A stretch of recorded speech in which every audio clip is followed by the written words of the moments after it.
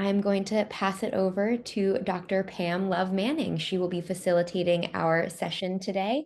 So I'm going to go ahead and turn it over to you. Thank you so much, and I really appreciate it. Good afternoon to everyone. Glad you all are here. Glad you decided to join this particular session on the power of collaboration and partnerships. I'm delighted to present this information today as a facilitator and consultant with Expand Now. And just want to introduce, for those of you who may not have been around, Dr. Sharon Jones Eversley, who's here, who's also been presenting some of the other technical assistance workshops. So if you just wave, Dr. Sharon, everyone can see you. So you all are here, and I'm going to make this full screen so you can see. You will have access to these slides. Also want to thank Hannah and Lillian for being here, and to the Baltimore Children and Youth Fund for allowing us to work with them on this technical assistance portion of the application process. So thank you so much, Hannah and Lillian, and to the rest of the team. So what I want you to do right now is, if you have a piece of paper, hopefully you have something to write with. On a sheet of paper, I want you to think about a time that you partnered on a project or program with someone, or that you collaborated. Okay, think about a time, and whether it's with your organization or whether it was you personally. Could have been a relationship, right? Could have been you were in a relationship, you decided, I'm going to be in this relationship. What made it successful? That's what I want you to write down. What made it successful? And I also want you to think about what caused some of the challenges in that collaboration or partnership. What made it successful? I want you to write this down, because and I'm going to tie this all in to what we're talking about today. What made it successful, and what led to there being challenges, right? I want you to take a moment and think about that and write that down. What made it successful? Because as we go through this information, I want you to refer back to that, because sometimes the relationships that we're in, the partnerships, the collaborations, how we do some things, some people will say is how we do everything. That's not always the case. We learn from our lessons, and we want to try to do better. And so we hope that if you're deciding to collaborate or enter in some partnership as part of this application process and whatever program that you are seeking funding for, we hope that if you're going to enter into some partnership, that it's going to be successful. And so we're here to give you some information to help you, hopefully, to increase the likelihood of there being success in this relationship. So hopefully you've written something down. What made it successful, and what were the challenges? I may ask you later, put it in the chat box, all right? So during this session, here are some objectives. We're going to look at some of the pros and cons of collaboration, understand key elements of collaboration, examine some of the key elements of effective capacity building strategies, and review just briefly some best practice models and strategies for incorporating capacity building into their program design. One of the things I'm going to focus a little more attention on are some questions for you to consider before deciding whether you're going to partner or collaborate with someone. I really want and you will have access to both the PowerPoints and this document so that you can refer back to later. But still, take some notes, because I want you to really think about these things as we're going through each of the slides. And so let's start out with, what's collaboration? What is collaboration? So take a look at this definition. It's about working together with others or laboring together, especially in some intellectual endeavor. For you, it's about the program. What is the program that you are applying for this funding for? What I do want to say is that this session is about the power of collaboration and partnership. And sometimes, we may use this term interchangeably. We might say collaboration, and sometimes we say partnerships, but there is a distinction. I want you to be clear about that there is a distinction. And some of you already know you can collaborate with someone. And what does that mean? Versus if I partner with someone. So throughout the presentation, I may use the terms interchangeably, but just recognize there is a difference. So let me just briefly share with you a little bit in terms of the difference. If you have a collaboration That's usually implying that you're going to be working together on a specific project or task. Whereas partnerships, on the other hand, usually imply a longer term relationship or a more defined relationship than what it might be with collaboration. There's differences in the degree of involvement, how formal it is, the risks and reward sharing. So, depending on if you're collaborating, if you've ever collaborated with someone on a project, we're going to have an event. It's a one time thing. We're just going to work together. We'll share the profits. We're going to split, or we're going to do a 60/40 or 70/30 split, right? So it might be somewhat defined, or we're going to partner on that, I should say. We're going to partner on that, and we're going to do a 50/50 split. You want to have it clearly defined, whereas you're just collaborating again, which can be more short term or on specific tasks and or in projects. And so I just want you to recognize that there is a difference between collaborating and partnerships, but often we do use these terms interchangeably. Now, if we look at nonprofit CEOs and collaborations, many of them believe that all forms of collaborations are successful most of the time. Look at that. So it is a good thing to partner or collaborate with someone. And many nonprofit CEOs believe that they are successful most of the time. Successful collaborations have certain characteristics. We'll take a look at this. There's synergy, there's good communication. There are specific outcomes, they are measurable. Are you and the partner defining success? Are you on the same page? Or are you on different pages? Remember, I asked, what have been some of the challenges and what have helped your partnerships to be successful? So that's one of the things. If you're not clear about where you're going or what is expected from each partner, that can create some challenges. But where it is clearly defined, it can be beneficial. And there's visibility of information and the knowledge. Now let's look at some pros and cons of collaboration.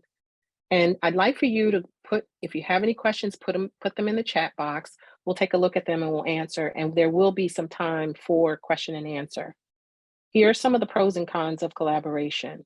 There's shared ideas, responsibility, risk, and results. These are good things. Sometimes you have an idea, but someone coming alongside of you may be able to expand that idea, may be able to take it to take it to another level. But there's also the responsibility that you're sharing, the risk you're sharing. If we have a certain level of responsibility in terms of who's going to put in certain resources, you're going to put in 30%, I'm going to put in 70%. There's still some degree of responsibility with that partner. So that's a pro. That's something that's a benefit to you because you don't always have to do everything. It's also cost effective. Sometimes you will have a program that by partnering with someone, it saves you money. It can be cost effective. They may have resources, they may have space that someone's willing to give you for your program that they said, we're not going to charge you what we normally would charge you, or what we would normally charge organizations, or they may not charge you at all. It can be mutually beneficial, maximize time to accomplish tasks. And funders often encourage collaborations, as the Baltimore Children and Youth Fund is doing. Okay. They are encouraging collaborations where it makes sense. Doesn't always make sense to collaborate or partner with someone. But the cons to this is that there can be false or unrealistic expectations. Sometimes we're thinking that people are going to do more than they intend to do, or more that they've agreed to do. Sometimes people will overpromise and underdeliver. We want to underpromise and overdeliver. So be careful about false or unrealistic expectations in collaborations. There's also the risk of disloyalty or dishonesty. So that's one of the questions I'm going to be asking you. To what extent do you know people or know this particular organization? What's the reputation? What's the likelihood that they're going to be able to fulfill what they're saying they're going to do? And then there's turf and political issues that comes up in many situations where there are collaborations. There are agency procedural differences. So you want to make sure that there's not going to be some issue with the agency that you're partnering with or the person that works for another agency, that it's not going to create problems in terms of their time, in terms of their effort, in terms of the resources. They're thinking that they can share certain resources with you, only to find out that they had to get certain approvals and it doesn't get approved. So these are things you want to think about when deciding whether you're going to partner, but also as you're going through the process to make sure that your agreement spells out certain things or that you're at least clear about what to expect. Lost individuality and risk of damaging reputation if the project fails. There is the likelihood or there is a possibility. We don't want your projects to fail. But what happens when someone has to close their doors unexpectedly, or they lose funding, or something happens and there's a layoff unexpectedly? So, what happens if they're not then able to fulfill the part that they had intended to fulfill? So, these are just some of the pros and cons of collaboration, which means it is important then for you to do an assessment. And you'll see some of these questions as part of the handout that you'll have, but really want you to be clear about why do you need or want to collaborate with someone? Why is it that you're saying this would make a good partner for us? This would make a good partner for this program, this project. What is influencing your need to collaborate? Is it because you say, well, we don't have the money to do this and they have the resources and all of that, right? But think about reputation. Just because someone has the ability to do it doesn't mean that they'll do it or that they'll do it well. We want you to be successful. We're expecting you to be successful if you apply and receive funding. We want you to be successful. So, really think about this. Who are going to be the partners? How is this collaboration going to be promoted? Will the process be transparent? Okay. You don't want anything that, well, we don't want people to know that we're going to be the partner. No, well, as part of this, you're going to have to disclose if, what are you going to be doing? Who's going to be a part of this? Okay. So something really for you to think about. And then how does their vision, mission, values, demographics, etc., complement your vision and mission, demographics, etc.? Something for you to think about, because what we find is where there's going to be conflict and where there's going to be communication challenges, where there's going to be some unrealistic expectations, sometimes it comes in one of these areas. Are your visions aligned, or does it complement in some way? Can they support your particular vision or mission? But also, as you'll see on the handout, also BCYF vision, mission, values. Is it aligned? And I'll share a little bit more of that with you in a few. So you also want to think about how you're going to work with them. What will be the cost, benefits, right? What are going to be the time, the space, the resources, money, all of those things? Is there a demonstrated or known respect for diversity and inclusion? Very important when you're thinking about the partner. And what is your communications plan? How are you going to communicate, right? If there is a person that you're going to be working with or partnering with, and they're hard to reach now, what do you think is going to happen when you work on the project? Just because they are getting paid or you're sharing a resource or something doesn't necessarily going to mean that they're going to change.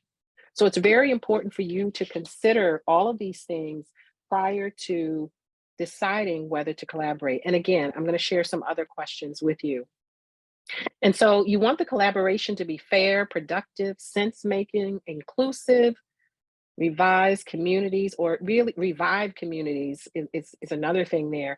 Whatever it is that you're hoping to do to make a difference in children's lives, consider whether this collaboration makes sense. So you want to be able to review the outcomes and you want it to be effective. Let's talk for a second about capacity building movement. What we have seen over time is that there has been a transition from simply replicating programs. Previously organizations would they'd have a particular program and then they'd have someone to replicate it. They would issue these funds to say, okay, now we've done this in Baltimore, now let's see if we can do this in Chicago. Let's see if we can do this in Washington, D.C. Let's see if we can do this in Philadelphia.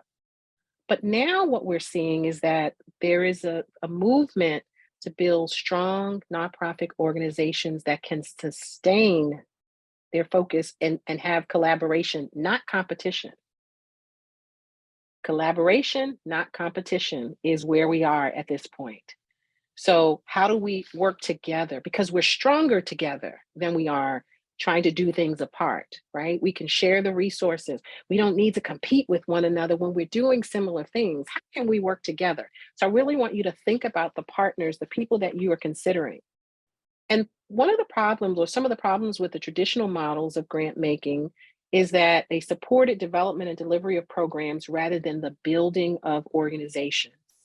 I am proud to say that what we have seen and what we're learning about BCYF is that they are very interested in building organizations.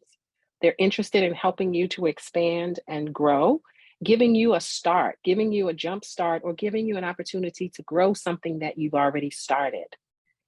And so another problem was they encouraged organizations to keep overhead costs low, maximizing resources spent on direct costs. And I'm missing a word there. But that was something that we're seeing that has been a problem for organizations. And so again, BCYF is changing this as part of as some other organizations are also doing, so that they're helping you to have an opportunity.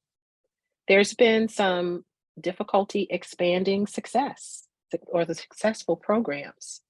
And again, some of that has been the funds, some of that has been that the support has not been there to know how to apply for these funding. What are some things that we need to do? And on the other side of it, once you have the funding, sometimes there's not the support.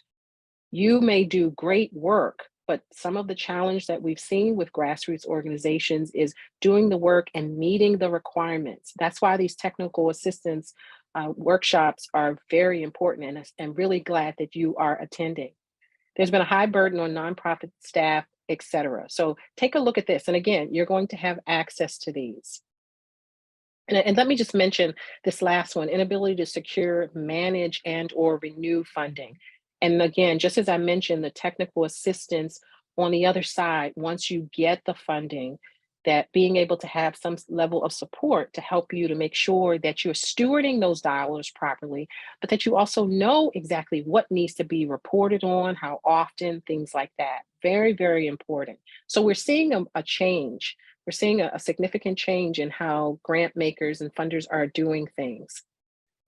Let's just make sure we're all on the same page around capacity. Everything an organization uses to achieve its mission.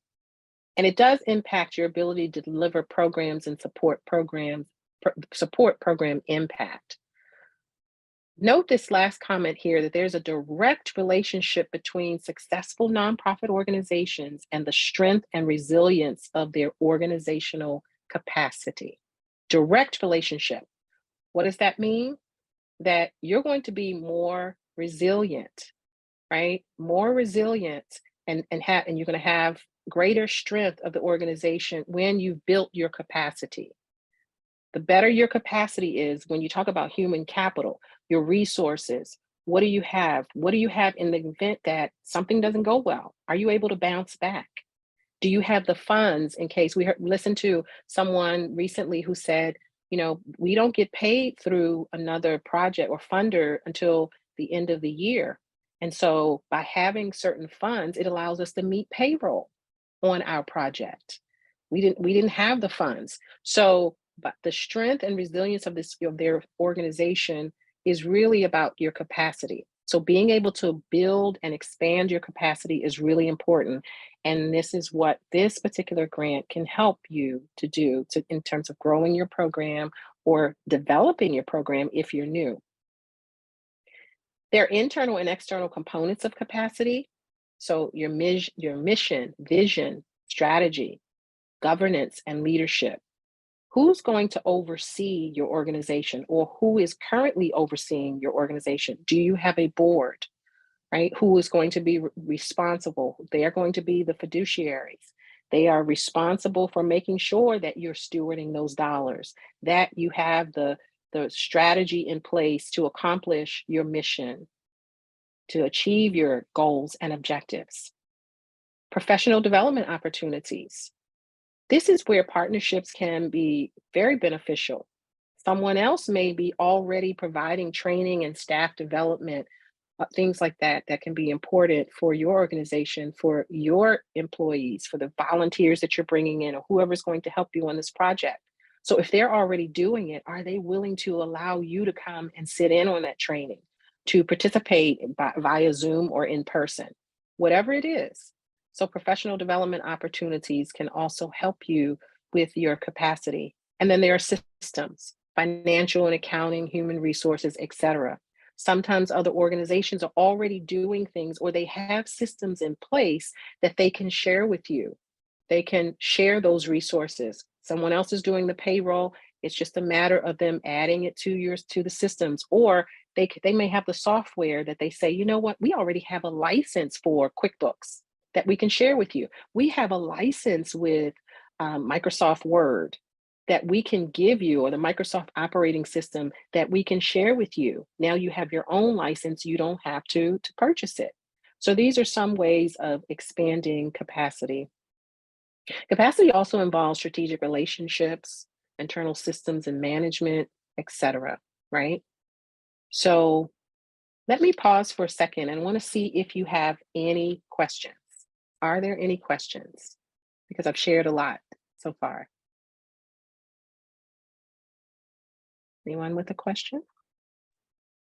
I'm not seeing anything in the chat, but if anyone does have a question, feel free to either put that into the chat, or you can raise your hand and ask Dr. Pam your question directly.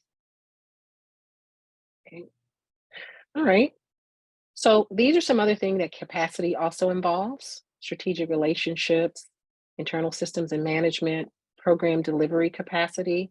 You want to think about your capacity to deliver your program, and how can a partnership really benefit you in that way. This is going to help you in partnering. But remember, you've got to have the right partner. And then program expansion capacity. And then there's adaptive capacity. So these are just some things. And again, you're going to have access to this. And so I want to just go through this because I want to get to the questions to really help you to think about partnerships and collaborations as you're moving through this process. So this is a model, and for those of you who participated in Dr. Sharon's workshop, or you looked online, you'll see that this was something that she also shared in terms of McKinsey and Company Capacity Framework. So if you didn't take a look, if you weren't present for her workshop, take a look at the video because she walks through this. But when you look at the structure here, or if you look at with this triangle, this particular framework, human resources, your human capital, these are the people, right? Systems and structures, organizational structure, etc. This is very important for you as you're building your capacity.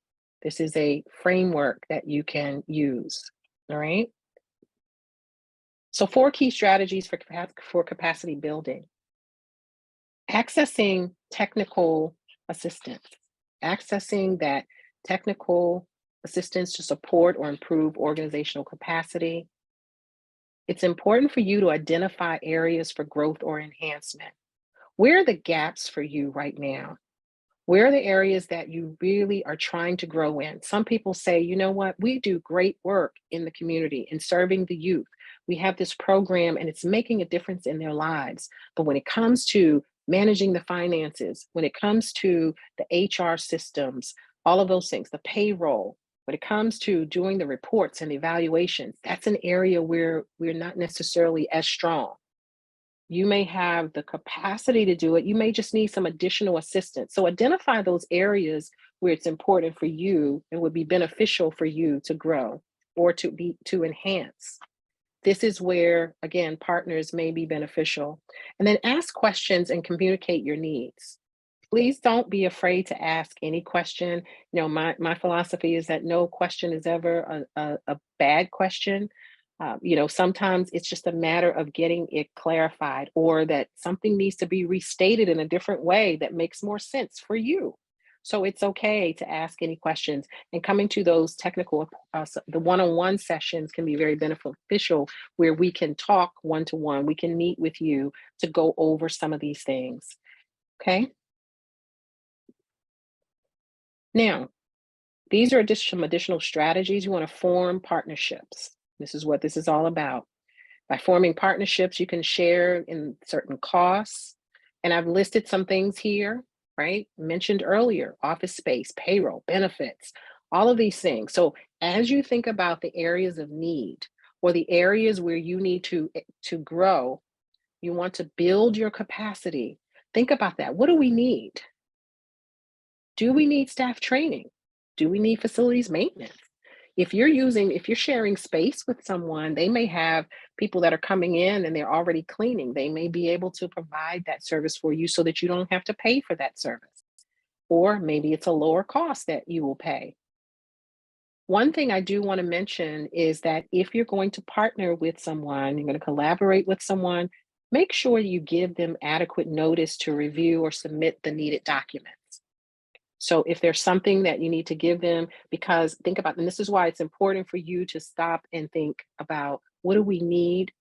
Who are we partnering with? What's important? What do we really want from the partner? Is this a good partner for us? Be careful about just going and reaching out to someone because you know that, oh, they do great in this area. They have this service. They can meet this particular need for us. But remember to go back and think about, is the mission, vision, values, is there alignment, not only with your organization, but also with BCYF? Another strategy is to build accurate overhead rates into the contract or grant. Okay. One of the things, if you look at the toolkit that's provided as part of the application, it talks about what are allowable and unallowable costs. So you want to make sure that you take a look at that so that you can build proper rates into your grant proposal or your grant application. And then the fourth one is to utilize funds for capacity building.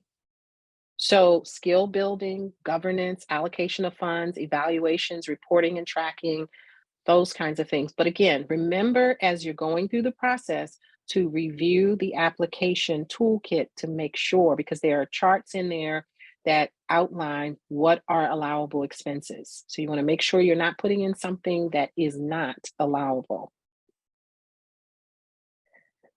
And these are just some things around overhead costs that you can take a look at. Do not forget to allocate these costs to each contract or grant. So again, when you take a look at this, please make sure that you go back, just as I mentioned, and look at what's allowable from the perspective of BCYF, okay? These are some common pitfalls. Assuming overhead rates for grants are non-negotiable, particularly private grants from foundations. So take a look at some of the common pitfalls and strategies to avoid these pitfalls. You do want to track and report whether it's your overhead costs, but again, go back and take a look at the grant to make sure that you know what is allowable. When it comes to funders, what do some funders look for, right? What are they looking for? They sometimes select organizations they believe are going to incorporate effective capacity building strategies. So make sure that you're looking at, again, the application in terms of what is BCYF looking for? Who are they likely to fund? Look at the rubric, just as when we talked about the application process, look at the rubric to make sure that you, one, meet the eligibility criteria, but also that with that rubric, you're looking at how they're going to score. How, when the individuals who are reviewing the applications, when they look at it, how are they going to score? You want to try to get the highest possible score, which increases your chances of getting the funding. And that the board and staff leaders support change management through capacity building and have time to dedicate to this effort. So if you have a board, in terms of your board and your staff, are they on board with this project? Really important for you to consider, to make sure that this is not something that they disagree with, because that could create problems with you down the line. If you are in the process of developing a board, that's a different conversation. You want to think about who's going to be part of your board if this is a new program. Now, if you have a fiscal sponsor, that's also something very different. But you still want to look at, as you are building capacity, as you are developing and designing your program, do your staff and the people who are going to provide oversight, Do they have the capacity to dedicate the time to this particular effort, right? And then sometimes the funders are looking for organizations that are not in crisis and that has the potential to implement and sustain the capacity building efforts. What are the programs that you're implementing? And if you're partnering with some organization, is that organization in crisis? Is there an issue for that particular organization? And then the organization leadership has a clear sense of the organization's need and future priorities. These are some things that organizations are looking for. Now, what I want to do is I'm going to stop sharing this 1 second, and I want to share with you some of the questions for your consideration.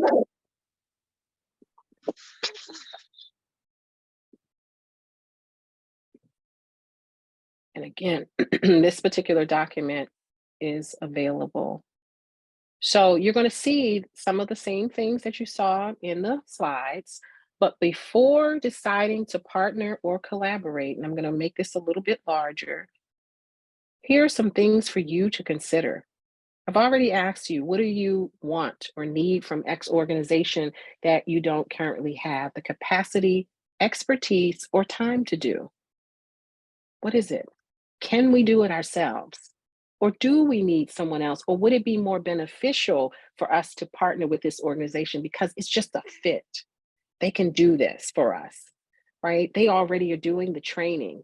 And so why not have them to be part of our team, and they're going to come in and do some training, or they're already doing the HR. They can come in and help us with that with no problem. They already have the systems in place. Why and how would it be beneficial? Really think about this. How is it going to benefit you, right? The other organization is going to look at how it would benefit them. And sometimes it's just a matter of them giving back. Some organizations simply want to be of service to different organizations and programs. They see the need and they want to help. So that might be beneficial for them just to say that they have provided some support.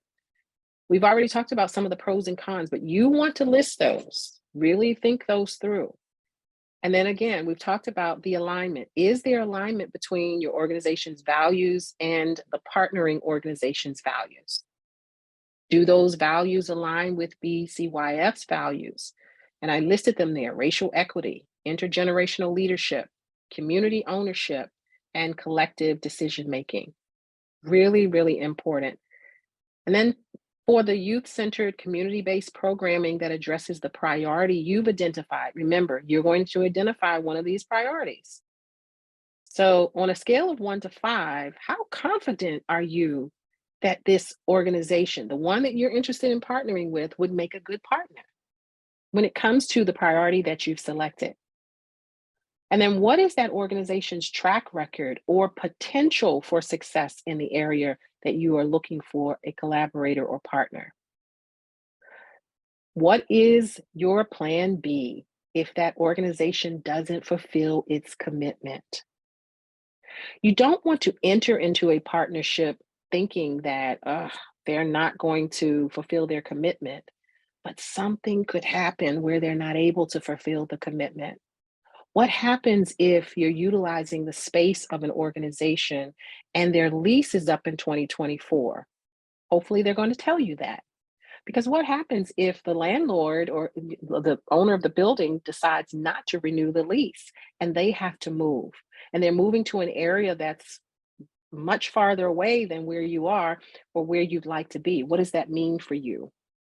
So, what's your plan B if they're not able to fulfill its commitment? Sometimes it's not that the organizations intentionally don't fulfill the commitment, or individuals don't intentionally fulfill the commitment. In some cases, it's that something happens that results in them not being able to fulfill the commitment. Again, as in some organizations, funding is, they lose the funding, or they're having to lay off, and the person that they had assigned to work with you can't work with you anymore. Do they have someone else? Maybe, maybe not. So consider your plan B.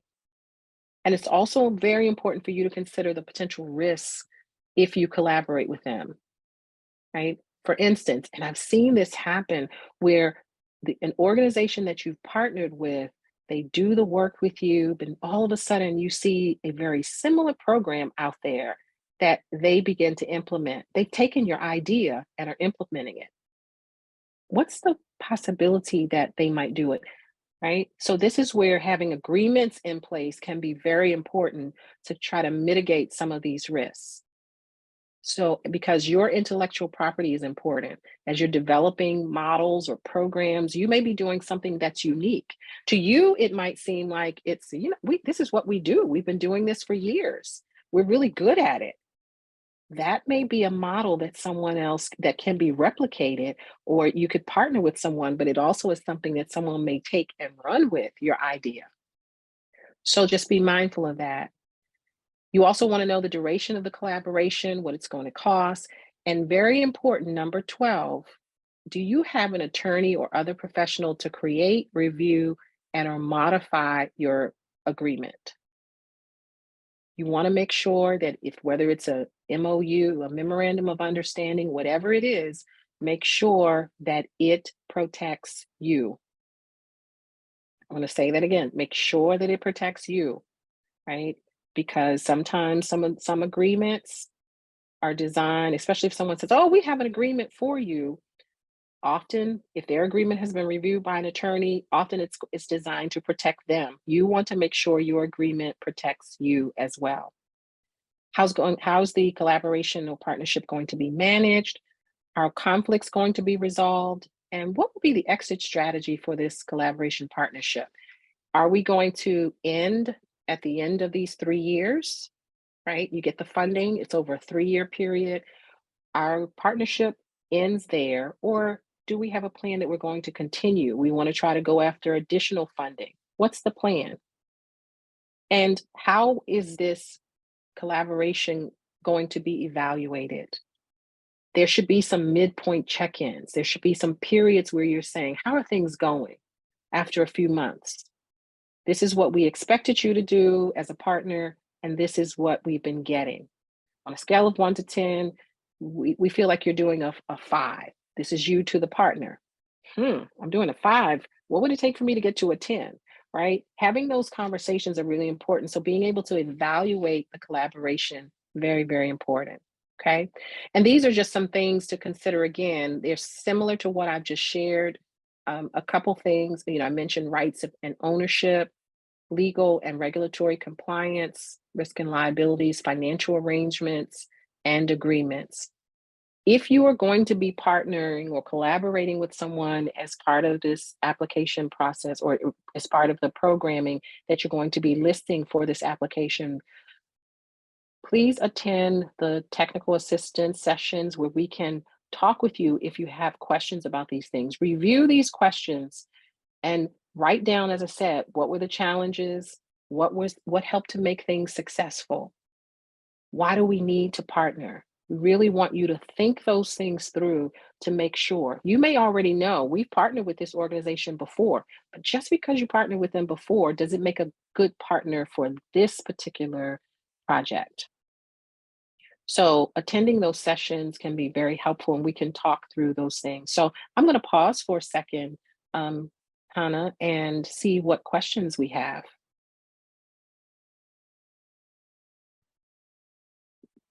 I'm not seeing anything in the chat, but again, if anybody does have a question, feel free to unmute or raise your hand, or you can send your question in the chat either to everybody, or if you feel more comfortable sending the question directly to me in a private message, I'm happy to read it aloud for the good of the group.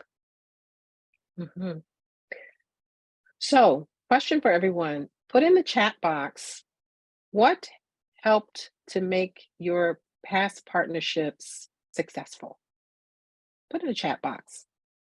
Whether it was a personal partnership, whether it was a partnership with you and an organization, your organization and another organization, what made it successful? Or raise your hand if you want to share. What helped to make it successful? I'd like to see some responses in the chat. Clear expectations, knowing we were working toward the same goals. Yes, that's real. Yep, absolutely. Yeah. Um, Wes Jameson, um, are you able to come off mute? Yes, I am in the car, but I can Okay, chat and that's drive at the okay. same time. Oh, okay. But are you hands free? Are you hands free? You Yes, don't want you talk. I am. I Okay. am. What helped you in terms of making sure that the expectations were clear with the partner?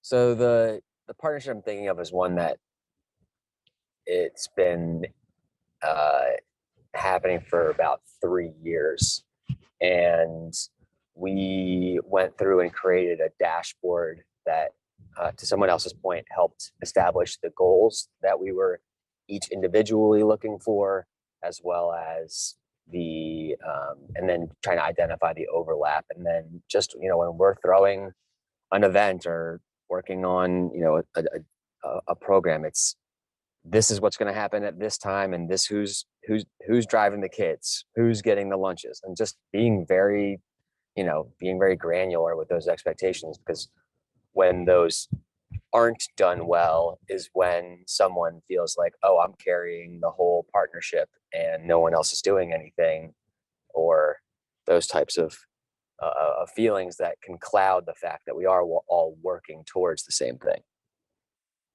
Excellent. And so over time, you found that you've been able to work things out, but also having some framework for identifying those expectations and roles. Does that Yeah, sound right? absolutely. Absolutely. Mhm. Excellent. That's great. Okay. Thank you so much for sharing. Of course. I appreciate it. Cecile, did I say that right? You put knowing we were working toward the same goals. Can you come off mute? Do you mind? And, right now, what we do is a children's choir, but we partner with schools, and knowing that their desire is to have a music education program, our desire is to provide that through our choir.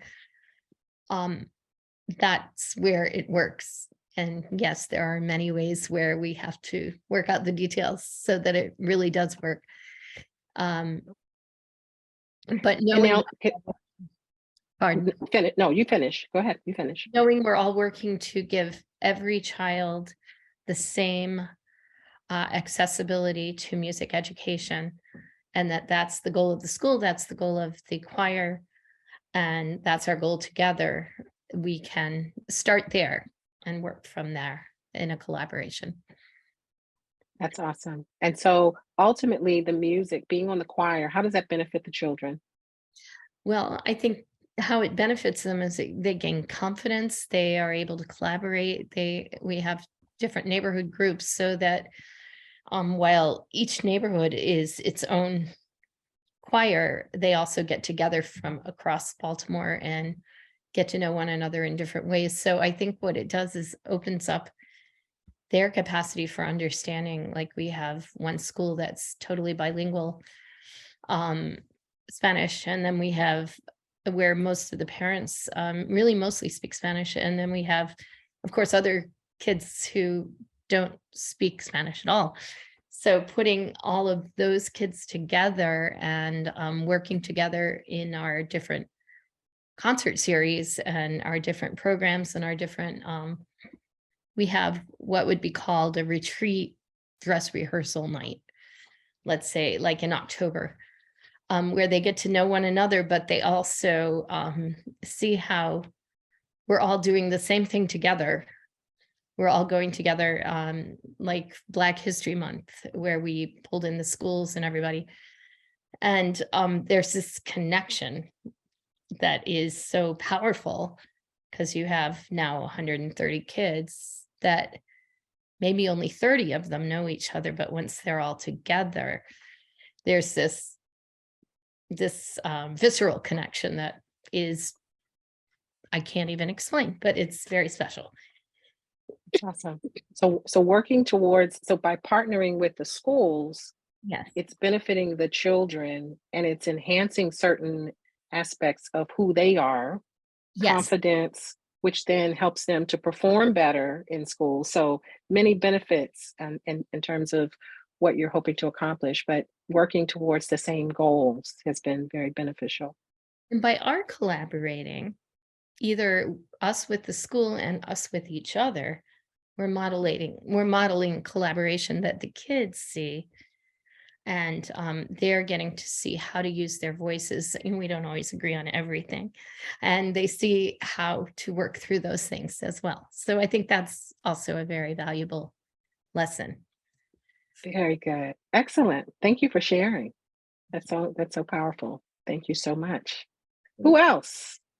Who else? What have been the challenges? And again, I want you to think about past relationships or partnerships that you've had, or what have been some of the successes for you? Who else?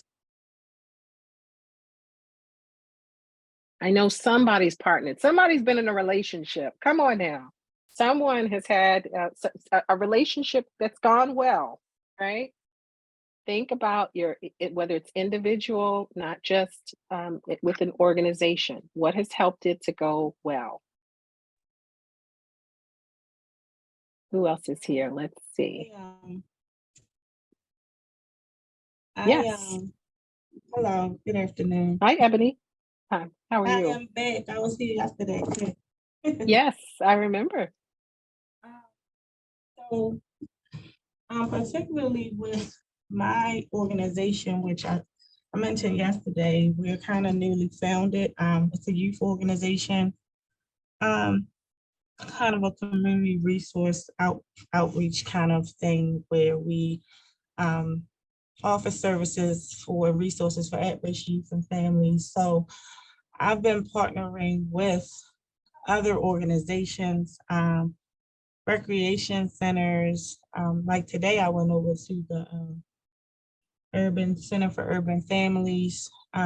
So just creating a relationship with, for example, they have a program at the recreation center called the Oliver Recreation Center, which is located in East Baltimore, and one of the primarily the area that I will be servicing.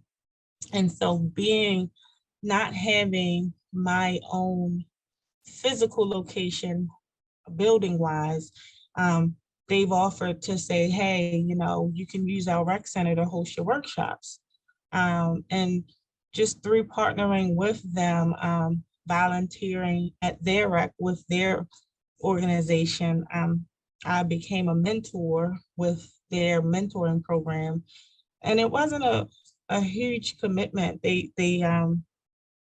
You are required to do like 1 hour a week with your mentee, which could be virtual, in person. So just all of that to say that, the relationship that I have built throughout my starting of my foundation has been with other youth organizations and organizations where I can come in to offer my services to their youth, and their families. So I think it has been very beneficial. I've gotten some very good letters of support from these organizations and a city councilman that I know. So I think it goes a long way. It's not about, in this industry, especially what it's kind of a lot to do with who you know. I know Cecilia mentioned being in the school systems. That's kind of one of my targeted areas too, to kind of get involved in the school systems. Civic works and get into some of the other city organizations to where before I have my actual own physical location, although I can consider Oliver Rec a location to house my center, my workshops, I can go into these other community-based organizations and offer my services. So Yes. And thank you for sharing that, Ebony. And thank you, from the last presentation to now, you have reframed and your language is different. So it's congratulations. Very, I look forward to you being successful in your programming and whatever you're doing. thank you. But you brought up something that was really, really important. It's about cultivating relationships. When you talk about partnerships, everyone hear me. You want to be able to cultivate the relationship with the partner. Sometimes you can go to an organization and say, we provide this service and we'd like you to be a partner with us. And sometimes, after an initial meeting, people are happy to partner with you. But sometimes it takes cultivating that relationship. But even once you cultivate that relationship, you want to maintain that relationship. So don't ignore the partner after that and just take them for granted. You want to continue to maintain that relationship. And, just as Ebony said, now I'm going to be mentoring, being a mentor for them. I'm doing something that's beneficial to them as well. So that's really good. So thank you for that, Ebony. Thank you for sharing. Really appreciate it. And I see Wes's hand. Hi, yeah. Thanks for hearing me again. I guess, and I might have missed this in the beginning, so forgive me if you kind of got to this, but I was wondering how you and how BCYF might be defining partnership. And for example, I think Baltimore Urban Baseball is on this call, and we were contracted by Baltimore Urban Baseball to run some programming with them, show up at their location and support. So Mission Fit is a nonprofit gym, and that's who I work for. So we ran some movement programming for them for a number of months.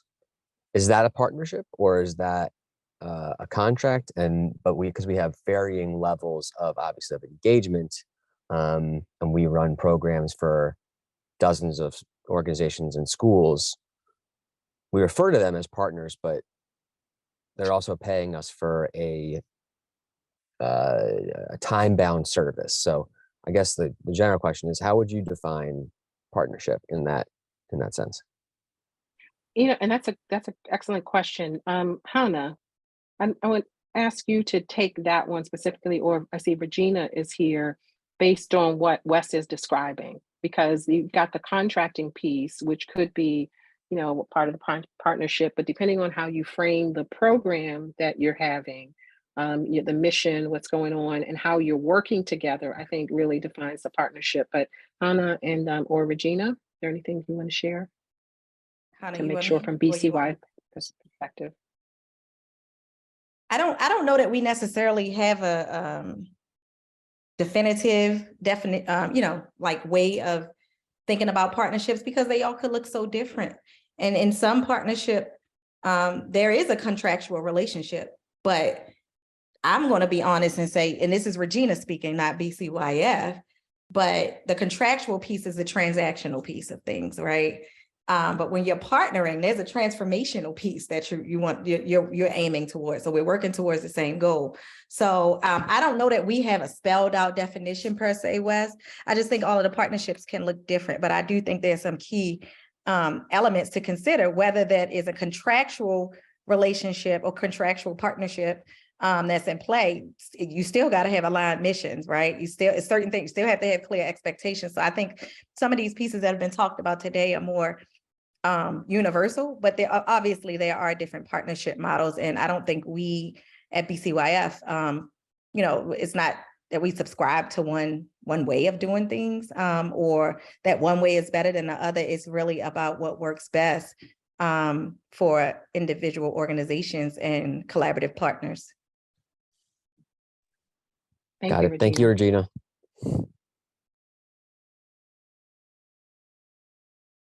Anyone else?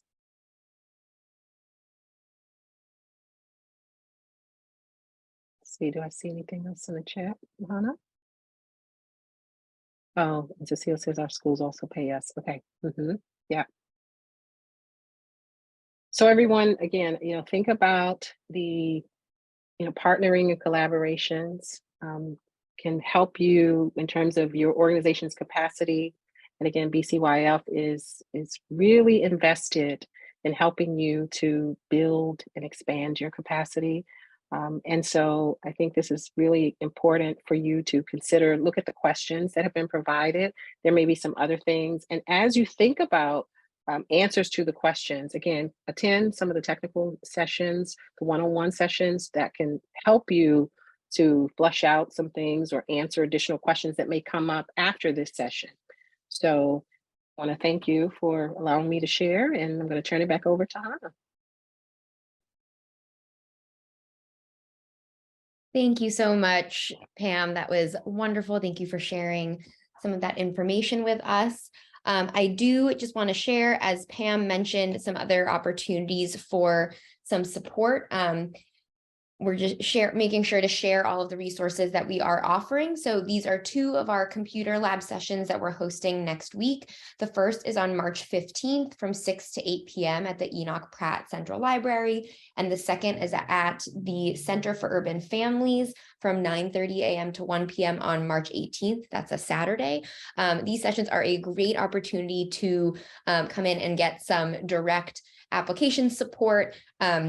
It's also an opportunity to have access to a computer and maybe get some of that technology support if that's an area where you're needing some additional help with, and also just to get some of that real-time guidance as you prepare your application. And Lillian did send the links as well, if you're more familiar with links versus QR codes to register for those sessions. If you are unfamiliar with QR codes, what you should be able to do is just hold your phone up, open your camera, and if you hold it over one of those, the link will pop up. But again, the links themselves are in the chat as well. So I first wanted to share these computer lab sessions. And then another great opportunity we have are these one-on-one and small group application support sessions. So these are some opportunities to work one-on-one or on some specific topics in a small group setting, also with our Expand Now team. Again, just to further get some additional support in preparing your application and to be able to put your best application forward. And Lillian has also shared the link for those sessions in the chat as well. One section of these one-on-one sessions is in person, and it will be on the same day as the computer lab session. So that's a great opportunity to take advantage of as well. So those are some of our upcoming events that I just wanted to share with everyone. And before we all sign off, I wanted to thank everybody for taking the time out of your afternoon to be here today. It was great to see some familiar faces and some new faces in the room. If you are able to, we would love if you could take a few minutes to complete this evaluation survey. Again, the link is also in the chat. Your feedback is greatly important to us and helps us as we develop technical assistance sessions and programs moving forward. So again, we would greatly appreciate any feedback that you're able to provide for us. If there are no more questions, we will sign off for the afternoon. I hope everyone has a wonderful rest of your Thursday, a wonderful Friday, and a great weekend. And we hope to see you again soon. All right. Thanks, everybody. Have a good rest of your day. Take care, everyone.